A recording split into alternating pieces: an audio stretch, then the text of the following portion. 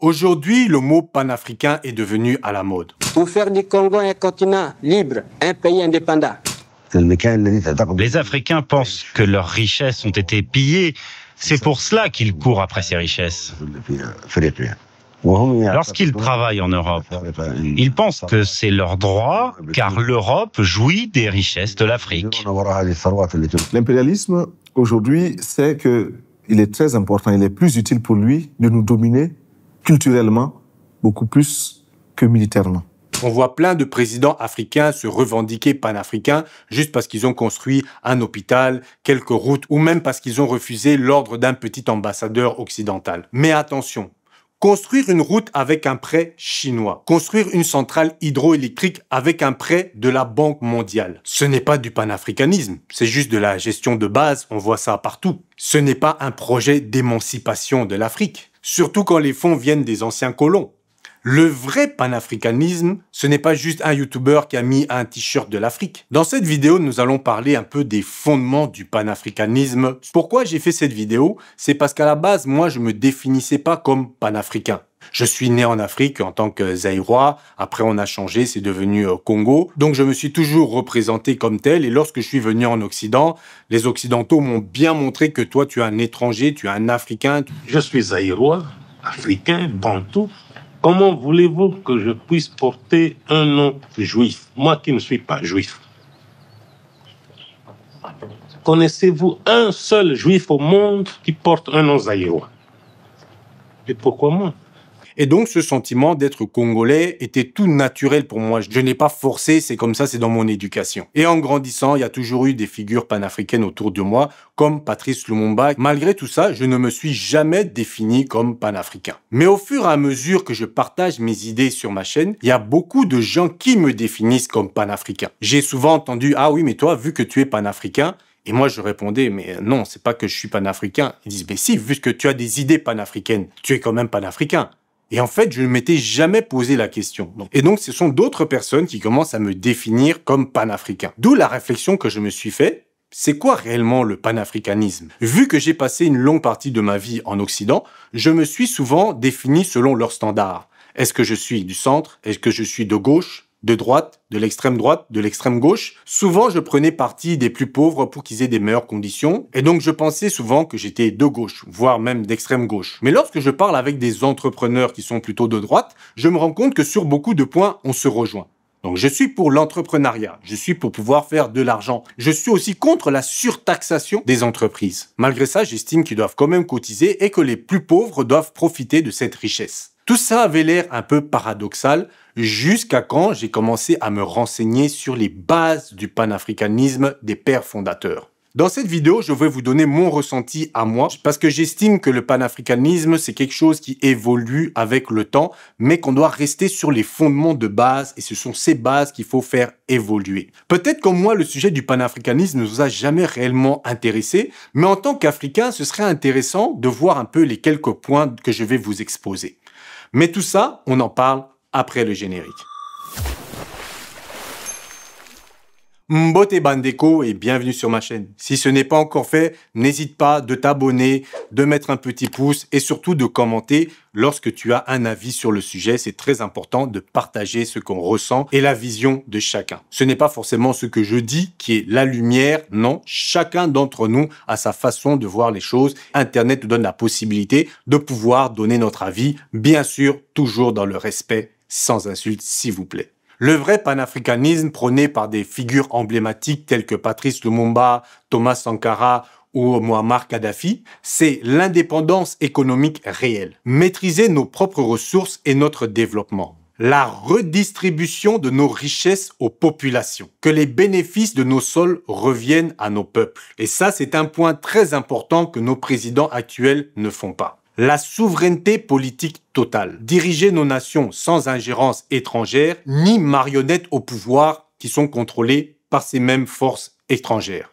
Ensuite, un point qui revient souvent, c'est l'unité des peuples africains contre la domination extérieure. Une Afrique libre, unie, digne, sans néocolonialisme et surtout pas de marionnettes au pouvoir. Après, ce sont quelques points importants, mais le panafricanisme, ce n'est pas juste ça. Il y a d'autres points qui s'ajoutent, mais ça, ce sont quelques fondements essentiels de base. surtout après la décolonisation. Lorsqu'on monte beaucoup plus loin avec les Marcus Garvey, le panafricanisme était beaucoup axé sur la libération des peuples. Et donc, il fallait d'abord libérer les peuples. C'est pour ça que je vous dis que le panafricanisme est en évolution. Mais il faut suivre les bases. Donc, à l'heure actuelle, avec les bases qu'on a déjà de l'époque des Lumumba, de Thomas Sankara, il faut continuer le combat en ajoutant des priorités. C'est ça que fait l'AES et le capitaine Traoré, par exemple. Il se base sur Thomas Sankara. Thomas Sankara qui se basait aussi sur Patrice Lumumba. Lui-même Patrice Lumumba qui se basait sur Marcus Garvey et encore d'autres pères fondateurs du panafricanisme. Et donc la question, est-ce que nos dirigeants actuels, par exemple en RDC, se basent sur les fondations du panafricanisme?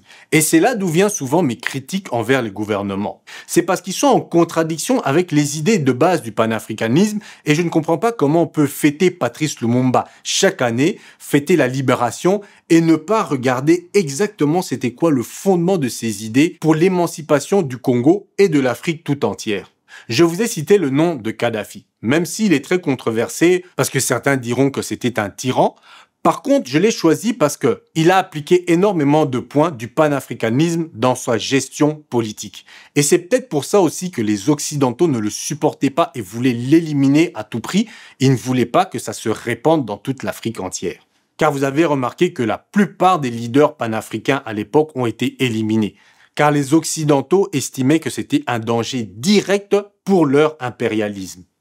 Et donc, si on a des nouveaux présidents qui n'appliquent pas ces règles et qu'on les laisse tranquilles, c'est parce que ça arrange les Occidentaux.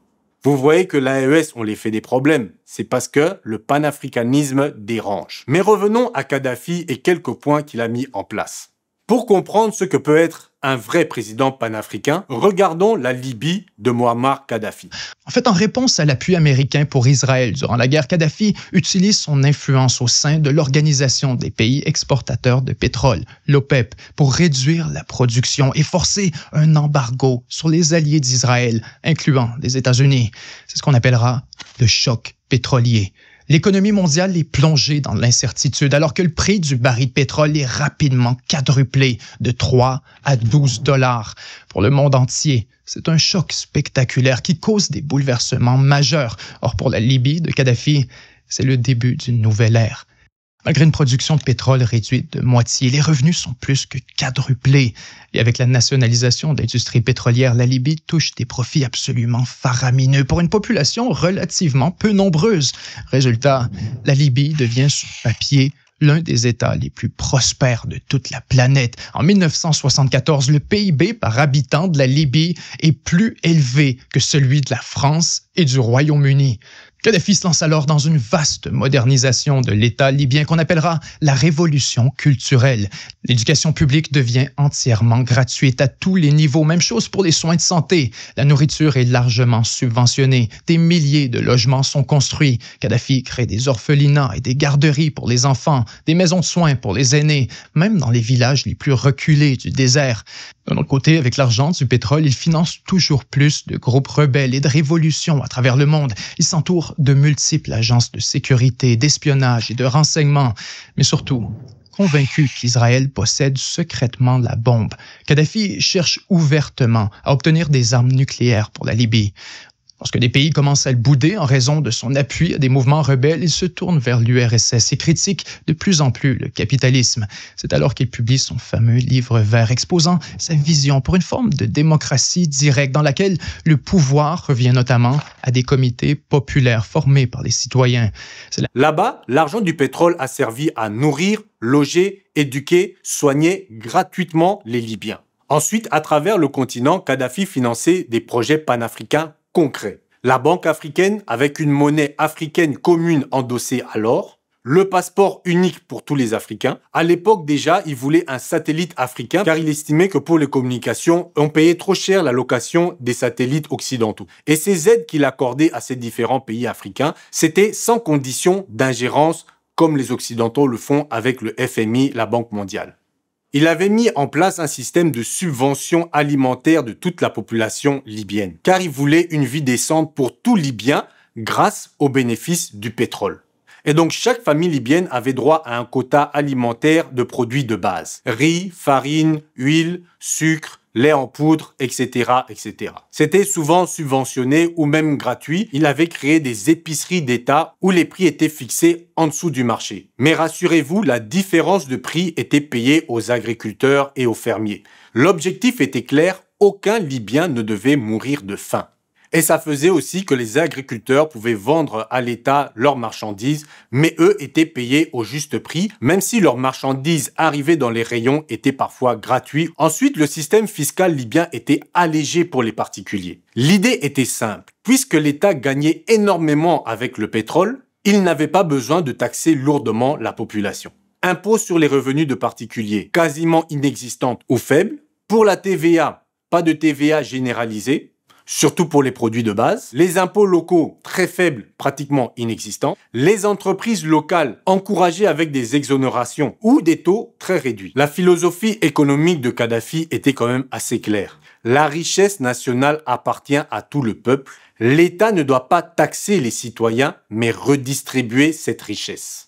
Et donc, on va voir quelques points que Kadhafi faisait avec cet argent. Ce n'était pas uniquement dans l'alimentaire. L'électricité en Libye était gratuite pour tous les citoyens libyens. L'eau et le gaz domestique étaient aussi gratuits pour tous les Libyens. Et donc, l'État subventionnait les produits de première nécessité. Ça, on l'a vu déjà avec le pain, le riz, le sucre, etc. Mais un certain quota. Lorsque vous passez ce quota, là, vous devez payer. Les soins de santé et l'éducation entièrement gratuites. Ensuite, l'État finançait les logements à bas coût. Lorsque vous finissiez l'université, vous pouviez avoir un prêt à 0% d'intérêt pour avoir un logement. Et lorsque vous vous mariez, parfois on vous offrait même des terrains pour commencer votre vie de couple. Et il y avait encore plusieurs projets sociaux où l'argent du pétrole libyen était redistribué. Par exemple, si vous vouliez faire des études à l'extérieur de la Libye, vous étiez financier et vous alliez faire vos études dans les meilleures universités du monde pour acquérir un savoir. C'est pour ça qu'avant l'époque de Kadhafi, vous ne voyez jamais des réfugiés libyens venir en Occident. Si vous avez eu la chance de croiser un Libyen, c'était souvent dans les grandes études ou bien dans des grandes entreprises, mais vous ne voyez pas, comme dans les autres pays d'Afrique, des Libyens venir comme des réfugiés. Maintenant que l'Occident a détruit la Libye, a détruit ce que Kadhafi voulait pour la Libye, vous voyez maintenant des Libyens qui sont réfugiés politiques et qui sont là en train de galérer comme nous tous. Et donc tout ça, ce sont les bases du panafricanisme. C'est ça que Lumumba voulait, ou c'est ça que Thomas Sankara voulait à quelques points près pour les nations africaines. Maintenant, de vous-même, faites la différence avec ce que nos présidents sont en train de faire. Est-ce que vous trouvez que ce sont des panafricains? On voit clairement du côté de l'AES une volonté d'aller vers cette direction. Il est quand même aussi important de noter que Kadhafi avait des dérives autoritaires. Il n'y avait pas de liberté de presse, il n'y avait pas de parti d'opposition et la dissidence était parfois réprimée de façon violente. Le pouvoir était centralisé autour de lui et il n'y avait pas d'élection démocratique au sens occidental du terme. Mais beaucoup de Libyens toléraient cette autorité parce qu'ils avaient l'accès gratuit à l'éducation, à la santé et au logement, ce que d'autres pays n'avaient pas, même en Occident. Le pays était stable, prospère et sans guerre civile, jusqu'à l'attaque des Occidentaux. Et pas que les Libyens, mais l'Afrique tout entière comptait sur lui pour construire une alternative panafricaine aux ingérences étrangères. Et c'est ce que certains appellent un autoritarisme développementaliste. Un régime fort, mais avec la redistribution de la souveraineté au peuple. Et si Kadhafi n'avait pas été autoritaire et centralisé, les États-Unis et leurs alliés auraient pu infiltrer plus facilement l'appareil d'État libyen, diviser les élites politiques et créer une rébellion. Et c'est ce qu'ils essayaient constamment de faire. Et malgré leurs efforts, l'unité libyenne a fait qu'ils ont été obligés de passer à l'action et de bombarder et d'attaquer militairement la Libye parce qu'ils n'ont pas réussi à déstabiliser la Libye de l'intérieur. Quand ils vous parlent de liberté de presse, ils font comme Jeune Afrique. Vous voyez ce que Jeune Afrique fait avec le capitaine Traoré, de tout le temps essayer de salir l'AES pour semer le trouble et essayer d'infiltrer leurs agents pour pouvoir faire tomber les régimes qui sont panafricains. Et donc le modèle social de Kadhafi, donc redistribution des richesses, gratuité de l'enseignement, de l'éducation, des soins de santé, était perçu comme une grande menace pour les Occidentaux, car ils défiaient directement leur modèle économique, mais aussi leur domination géopolitique en Afrique. Et vous voyez que dans ce contexte, un État libyen faible ou trop libéral aurait été propice à la déstabilisation, comme ce fut le cas dans de nombreux pays africains. On l'a vu notamment avec le général Mobutu. D'ailleurs, c'est pour ça qu'ils avaient assassiné Lumumba, parce qu'ils ne voulaient pas que Lumumba applique les mêmes règles que Kadhafi. Et donc, ils ont préféré placer Mobutu, qui était beaucoup plus conciliant avec le système occidental. C'est pour ça aussi qu'ils font des problèmes à l'AES, mais maintenant avec Internet, c'est beaucoup plus difficile de cacher certaines choses, même si vous me direz que lorsqu'on voit ce qui se passe à Gaza ou même les attaques en Iran, ils sont arrivés à un point que même si on voit qu'ils sont mauvais, qu'ils ne respectent pas leurs propres règles, ils s'en foutent, ils attaquent. C'est pour ça que l'Afrique doit se réveiller et commencer à se consolider, parce que après le Moyen-Orient, ils vont sûrement se diriger vers l'Afrique, donc on doit se préparer. Et donc, c'est ça aussi le paradoxe. C'est que la souveraineté de l'Afrique les dérange tellement qu'elle nécessite souvent des leaders forts et autoritaires pour nos pays, afin de résister aux pressions extérieures. Et on le voit très bien, après sa chute, ça a été le chaos total en Libye. Les personnes qu'on disait que soi-disant ils les enfermaient, c'était des opposants politiques, ils sont sortis, la barbe a commencé à pousser, ce sont devenus des terroristes. Ils ont commencé à mettre en esclavage les Noirs, les Africains qui passent subsahariens, alors que pendant Kadhafi, c'est l'un des seuls leaders arabes que j'ai vu dire que les femmes arabes pouvaient épouser des hommes noirs, même subsahariens. C'est le seul qui prônait le mariage interafricain. Depuis 10 jours, la Libye vit au rythme de l'Afrique. Black is Beautiful, le guide de la Jamaïria libyenne, en boubou africain, montre la nouvelle voie. Il exhorte les jeunes libyennes à épouser des Noirs africains.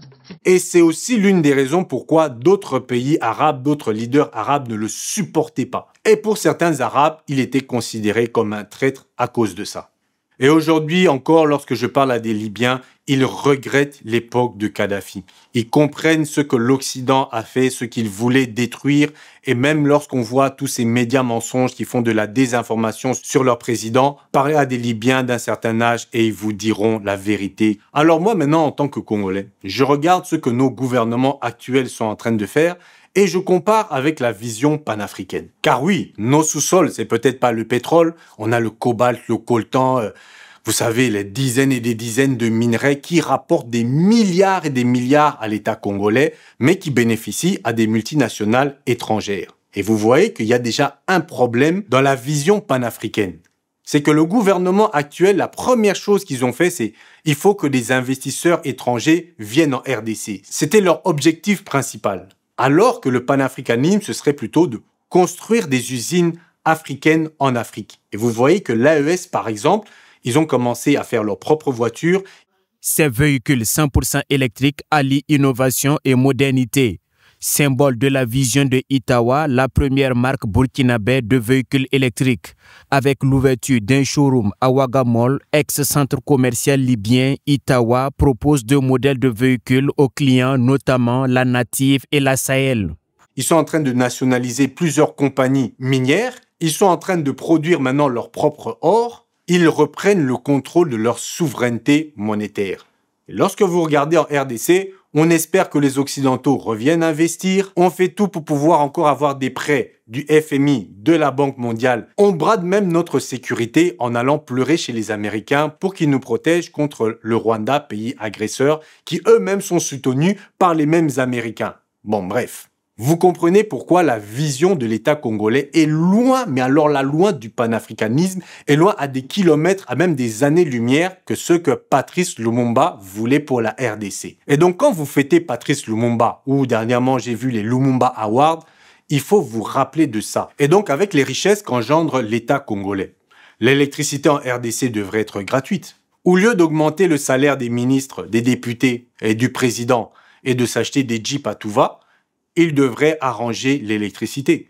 Pourquoi ils sont allés emprunter au Fonds monétaire national pour arranger le barrage Inga, alors qu'ils n'arrangent même pas les câbles d'électricité en plein Kinshasa? Même s'ils arrangent le barrage Inga, qu'il faut un 3e, un 4e, un 6e barrage Inga, s'ils n'arrangent pas l'électricité, les câbles à Kinshasa, et qu'ils envoient en pleine puissance le jus à Kinshasa, mais toute la ville va éclater. Et même s'ils arrangent l'électricité, s'ils n'arrangent pas les érosions, s'ils mettent pas des égouts, et qu'il y a toujours des inondations, mais l'inondation va abîmer tous les câbles et tous les transformateurs d'énergie, donc ça sert à rien.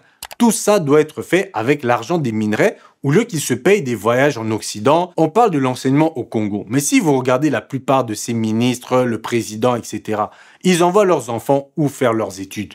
En Occident. pourquoi ils n'arrangent pas l'éducation en RDC et montrer l'exemple en disant nos enfants vont faire l'école maternelle, primaire, secondaire et même l'université en RDC et ressortir de là avec un haut niveau. Non, ils prennent l'argent des minerais pour se payer eux-mêmes. Ensuite, ils envoient leurs enfants étudier en Europe. Donc, cet argent des minerais va servir à quoi? Va rentrer directement dans l'économie des Occidentaux parce que leurs enfants vont dépenser l'argent là-bas à tout va. Et donc, en RDC, avec toute cette richesse, les hôpitaux devraient être gratuits, l'électricité devrait être gratuite, la nourriture de base, on devrait aussi avoir un quota par famille. Ensuite, je veux préciser quelque chose que j'avais oublié pour l'électricité en Libye. C'était pour les ménages et les familles. Mais lorsque vous avez une entreprise, là, effectivement, vous payez l'électricité en plus. Ou même si vous avez, par exemple, une villa et que vous dépassez votre quota d'électricité, à ce moment-là aussi, vous payez. Donc, il faut pas croire non plus que l'électricité était gratuite pour tout et n'importe quoi, que vous pouvez faire une grande entreprise de je sais pas combien de mégawatts et que vous ne devez pas payer l'électricité. Donc, faut bien différencier ça, les entreprises et les particuliers. Et donc, à l'inverse de la Libye, la RDC actuelle, elle est plutôt axée sur l'extraction des minerais pour les entreprises multinationales et les gens des gouvernements, souvent, ils prennent des dividendes sur ces entreprises. Et c'est pour cela que la population congolaise ne le ressent pas dans son quotidien. Après, ils vont construire une petite route, quelques hôpitaux. Maintenant, il y a l'enseignement gratuit. Mais le problème, c'est qu'ils n'investissent pas dans l'enseignement. Donc, ils disent que c'est gratuit, mais il faut pas juste que ce soit gratuit. Il faut aussi investir pour des meilleures écoles, pour des classes plus grandes, pour payer les professeurs, ainsi de suite. Il suffit pas juste de dire que c'est gratuit et puis de laisser les enseignants gérer comme ça des classes qui, à la base, devaient être de peut-être 15 à 20 élèves. Ils se retrouvent comme ça avec 60 élèves entassés. Ce n'est pas ça non plus la gratuité de l'enseignement. Et d'ailleurs, tous nos politiciens, pour éviter que leurs enfants soient dans ces conditions, ils les mettent dans des écoles privées où dès qu'ils grandissent un peu, hop, on les envoie en Europe pour pouvoir étudier là-bas au lieu d'arranger la situation en RDC. Alors, est-ce que dans le monde, à part les panafricains, est-ce qu'il y a d'autres pays dans le monde qui ont des systèmes plus ou moins similaires? C'est ça qu'on va regarder maintenant. Eh ben oui, le Qatar, les Émirats, ils font la même chose avec leur population, l'enseignement gratuit, très bien payé, et aussi le quota alimentaire pour les familles. Et c'est pour ça que vous ne voyez pas des réfugiés du Qatar venir comme ça en Occident mendier pour devenir réfugiés. Les impôts pour les citoyens, eux aussi, très faibles. C'est pour ça que vous voyez même beaucoup d'influenceurs partir à Dubaï, s'installer là-bas pour pouvoir payer moins d'impôts, parce que l'imposition aussi est très faible, même pour les étrangers. Il y a aussi la Norvège, oui, en Europe, la Norvège, qui ne fait pas partie de l'Union européenne. Eux, ils se sont axés sur une bonne gérance et sur leurs fonds souverains. Quand la Norvège a découvert d'immenses gisements de pétrole, ils n'ont pas fait comme les autres pays européens que lorsqu'ils trouvent de l'argent directement, ils dépensent, ils commencent à construire à tout va n'importe comment. La Norvège s'est dit, oh, on attend. On va prendre qu'un petit pourcentage de cette nouvelle recette du pétrole et le reste, on va économiser à travers le fonds souverain. Un fonds souverain provient de pays riches en ressources naturelles. Ces pays exploitent ces ressources et changent cette richesse en actifs financiers. Pourquoi un pays décide d'en créer un? La principale idée est de conserver la richesse totale d'un pays. La Norvège a le plus gros fonds souverain du monde. Ce n'est même pas la Chine, c'est la Norvège. Et maintenant, ce qui fait qu'ils ont tellement d'argent dans ce fonds souverain que juste avec les dividendes, ils pourraient, s'ils veulent, supprimer tous les impôts des Norvégiens. Mais pour ça, cela demande de la bonne gouvernance. Mais ce n'est pas parfait partout, parce qu'il y a un autre exemple que je vais vous donner. C'était important de vous donner aussi cet exemple-là, le Venezuela. Ils ont essayé de faire la même chose, de la redistribution via le pétrole, exactement comme Kadhafi. Ça a été une catastrophe. Pourquoi? La corruption, le manque de rigueur de la gestion publique. Et c'est ça le problème en RDC. Vu qu'il y a de la corruption, même au sein de la population, lorsque je vois l'affaire Constant Mutamba, j'ai fait une vidéo sur le sujet et je regardais les commentaires de nos compatriotes qui, après que j'ai démontré toutes les fautes qu'il a commises pour l'octroi d'un marché public, certaines me disaient que non, ce sont juste des erreurs administratives. Et ils acceptaient qu'un ministre de la Justice puisse commettre ce genre d'erreur et qu'il ne devait pas être attaqué, qu'il ne devait pas avoir de levée de son immunité. Donc vous voyez que même un peuple qui n'est pas conscient de cette rigueur qu'il faut avoir peut difficilement arriver à un niveau de gestion comme en Norvège ou bien comme dans la Libye de Muammar Kadhafi. Et donc, vous voyez, ces quelques présidents africains qui se disent panafricanistes parce qu'ils ont mis juste quelques kilomètres de route ou bien qu'ils ont créé un hôpital, ce n'est pas suffisant pour dire que c'est un leader panafricain. Vous voyez que le panafricanisme, en tout cas au niveau politique, c'est toute une vision. Et donc, la conclusion, c'est que le panafricanisme, c'est déjà briser les chaînes mentales et physiques envers l'Occident. Pouvoir accepter de faire les choses par nous, pour nous, et de notre manière. Ne pas prendre le système occidental de gauche, droite, centre, non. On peut faire de l'argent, on peut devenir riche, mais il faut toujours que ce qu'on fasse serve aussi la communauté, c'est très important. Les richesses de notre sol doivent servir la population. D'ailleurs, le système de Kadhafi, c'est beaucoup plus facile quand on a une population qui est moins nombreuse qu'en RDC. Le défi de la RDC, c'est qu'on est extrêmement nombreux, ce qui rend les choses un peu plus difficiles, mais pas impossibles vu l'extrême richesse du sous-sol congolais. Et ensuite, il ne faut pas compter que sur le sous-sol congolais, il y a aussi la création de richesses par l'intelligence. On peut prendre l'exemple du Japon. Le Japon n'a pas beaucoup de richesses dans leur sous-sol, mais avec leur intelligence, ils ont créé de la technologie qu'ils revendent à travers le monde ou même à travers leurs dessins animés, leurs mangas, ils ont créé de la richesse. Ça, c'est ce qu'on appelle la richesse mentale, intellectuelle, artistique, qui rapporte aussi de l'argent à votre pays. Et donc, vous comprenez pourquoi ce système dérange énormément l'Occident. Parce que c'est un système qui est basé aussi sur nos ressources. Et vu que eux n'ont pas beaucoup de ressources dans leur sol, c'est difficile pour eux de réaliser ce projet. Et si l'Afrique arrive à réaliser ce projet, ils sont foutus. C'est pour ça que le panafricanisme est la chose la plus dangereuse pour l'Occident. Est-ce que vous comprenez? Mais si on est tous unis et on arrive à accepter cette réalité, car beaucoup d'Africains ont perdu l'espoir, se disent non, c'est utopiste, c'est pas réalisable. Mais c'est normal, si on n'y croit pas, si on ne travaille pas vers cette direction, ça ne va jamais arriver. Mais on a des exemples. Kadhafi a réussi à le faire, même si les journaux occidentaux n'en parlent pas, n'en parlent jamais. D'ailleurs, je vous mets en description le livre de Kadhafi, le livre vert. Vous-même, vous pouvez prendre le livre et voir les idées de Kadhafi. Il est en vente sur Amazon. Je vous mets le lien en description. Si vous voulez voir ces idées, allez-y, commandez le livre, commencez à le lire. Et à travers ça, nous allons chercher plus ce qui nous unit plutôt que ce qui nous divise. Donc voilà, Bandeko, c'était tout. Je voulais faire cette vidéo parce que voilà, ce sujet m'a tenu à cœur.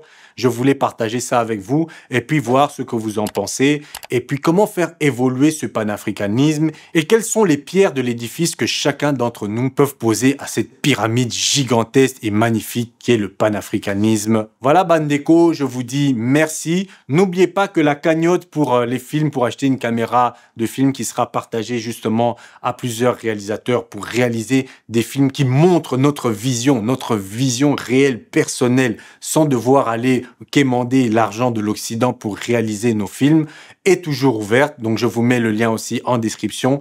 Et moi, je vous dis à la prochaine et prenez soin de vos familles.